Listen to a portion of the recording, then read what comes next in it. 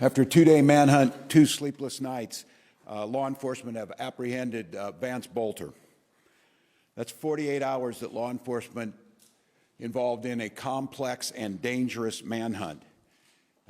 Spent Father's Day away from their families to deliver justice for Melissa and Mark Hortman and their children who spent this Father's Day alone.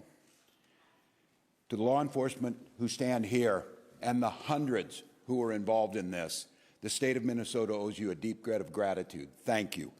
You ran towards the danger and you served the state of Minnesota. This is a great example of coordination and collaboration. Multiple agencies, federal, state, and local, coordinating together in a way to protect the public and close this hunt around. Multiple agencies were there as FBI laid hands on it and Minnesota State Patrol put the handcuffs on.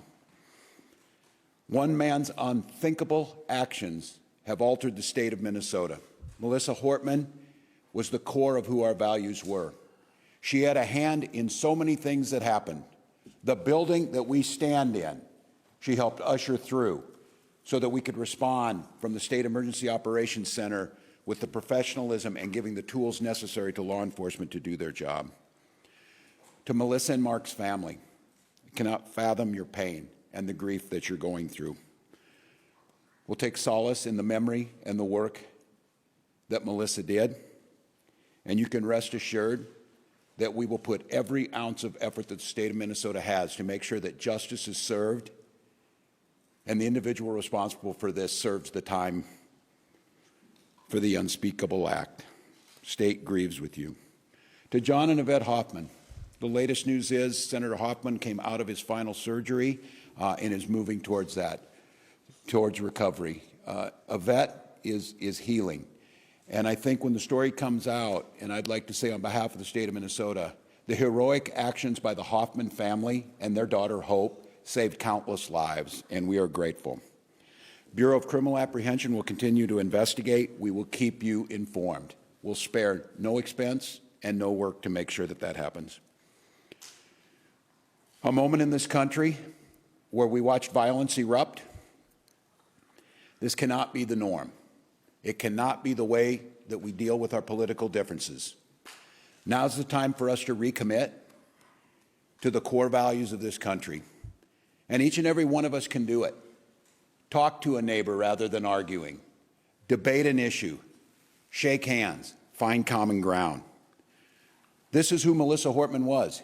In the first negotiating session that I had a chance to work with her, she got all the partners in the room, and she provided each and every one of us a copy of a book called Getting to Yes.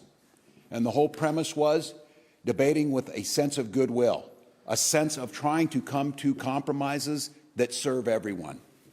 And because of her, we did that.